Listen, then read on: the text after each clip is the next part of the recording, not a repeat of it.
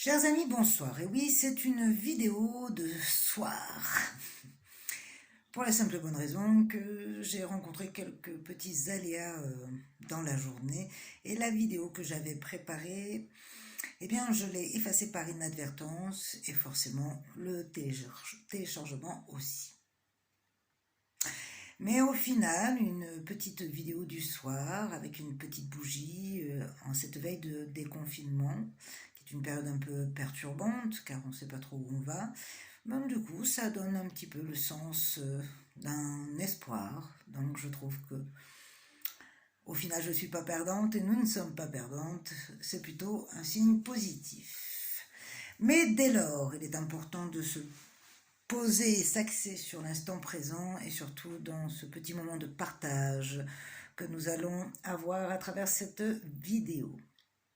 Nous voici donc à la 41e vidéo, l'avant-dernière malheureusement, et la première d'un cycle, celui du 5. Vous avez remarqué comme 41, cela fait 5 si on l'additionne.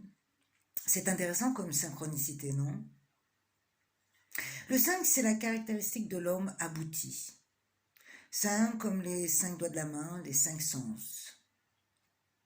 Selon la Kabbale, c'est le chiffre de l'homme parfait débarrassé du côté animal. Selon la Bible, il est le symbole de l'homme-dieu en résonance aux 5 plaies du Christ, c'est le nombre de la grâce. Chez les Mayas, il est le symbole de la perfection. Le 4 représente la matière, le 1 l'esprit. L'association des deux illustre donc la conscience incarnée.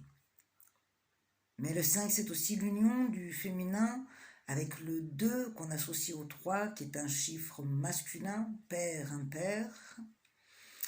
Ce qui fait que, de manière générale, le 5 est un symbole d'harmonie et d'équilibre. C'est plutôt de bon augure en ce début de vidéo. Mais cela sous-entend bien entendu que nous avons bien conscience des choses, bien travaillé et nous nous sommes enrichis intérieurement de tout plein de choses. Hier, nous avons parlé de richesse intérieure et comme vous le savez, il existe une loi de correspondance. La correspondance entre ce qui se passe à l'intérieur de nous et ce qui se produit à l'extérieur. Chez l'être immature, cette correspondance est souvent en opposition ou axée sur une quête compensative, tandis que chez l'être plus mature, elle se traduira par de la synchronicité et un cheminement.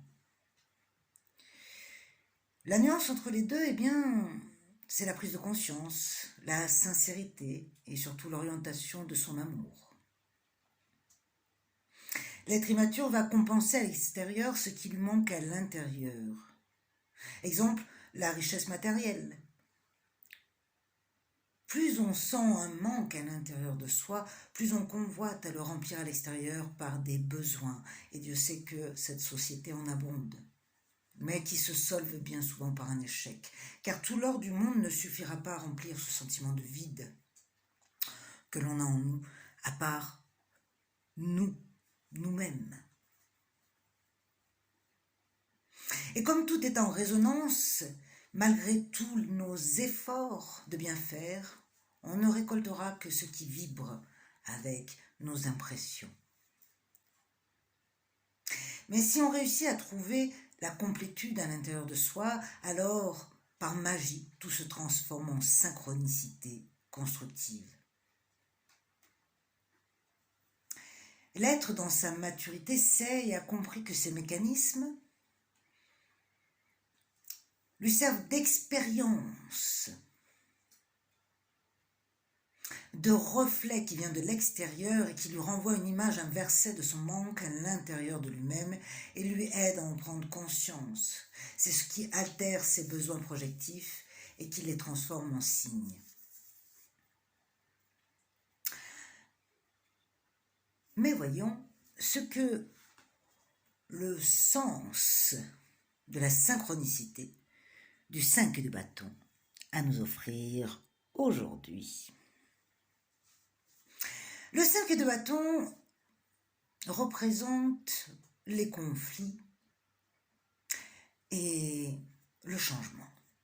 Si l'on observe un petit peu cette carte, on voit 2 poids, 2 mesures de chaque côté qui sont maintenus en équilibre par un centre. Cette carte représente la conscience. Si je prends conscience que l'autre, de manière circulaire, ne fait que renvoyer un message, c'est donc une aide pour moi. Et une proposition d'ouverture.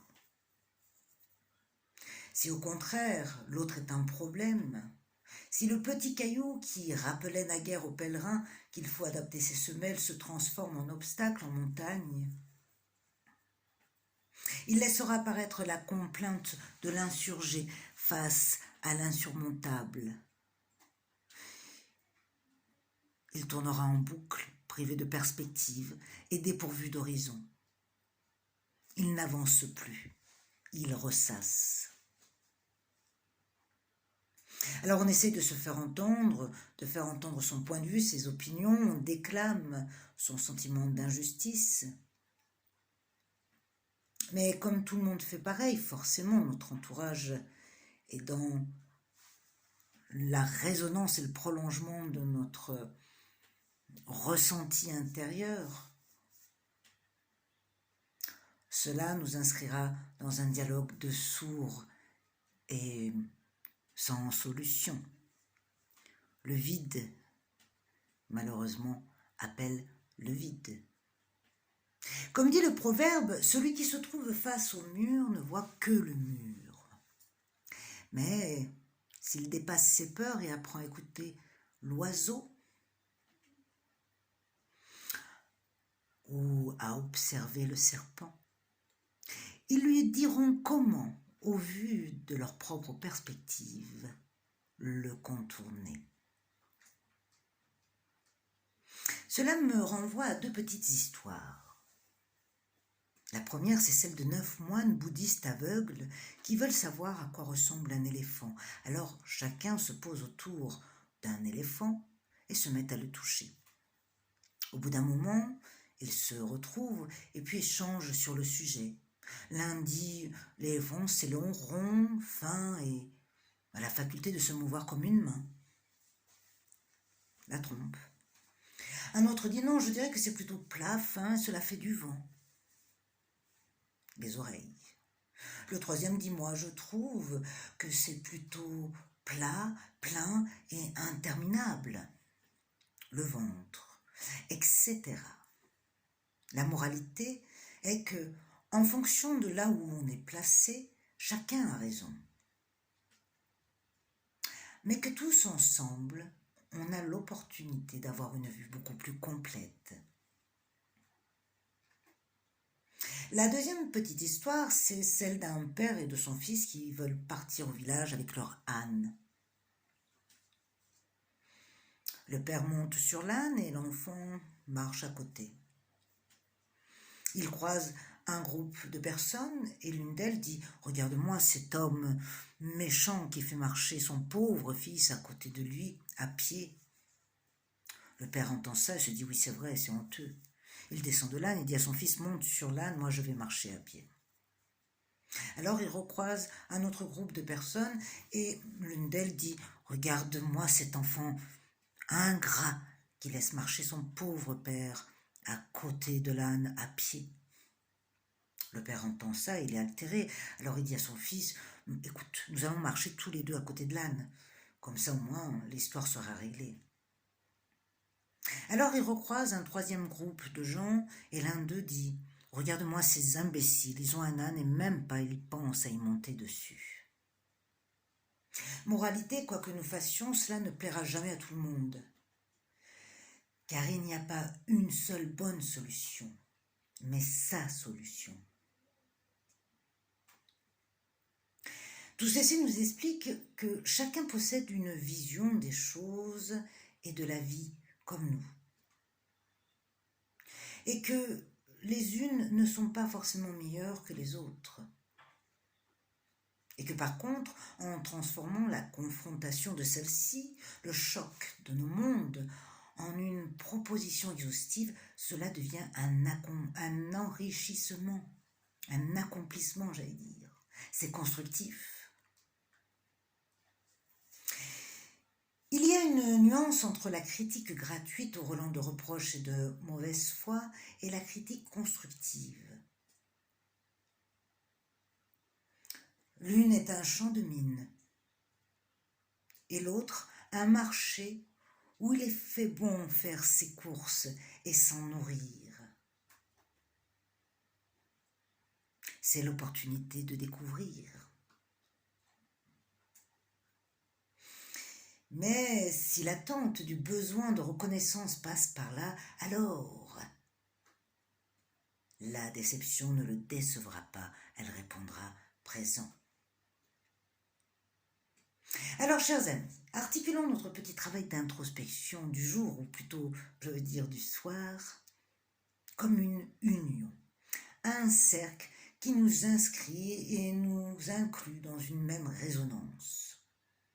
Vous pouvez partir de tout ce qui émerge du rendu de ces vidéos,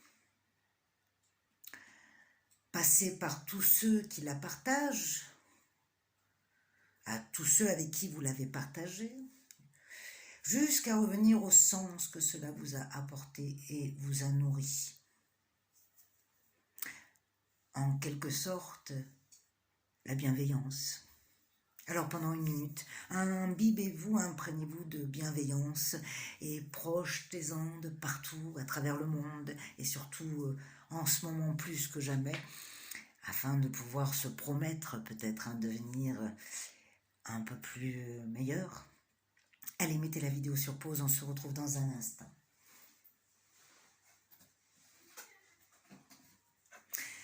Très bien, super, c'est bon ça le soir, avant de s'endormir, de faire une petite introspection comme ça promet de faire des beaux rêves, du moins on espère.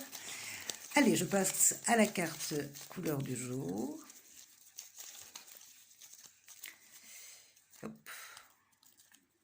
Voilà, et je tombe sur le 12 matière, que je vais poser par là.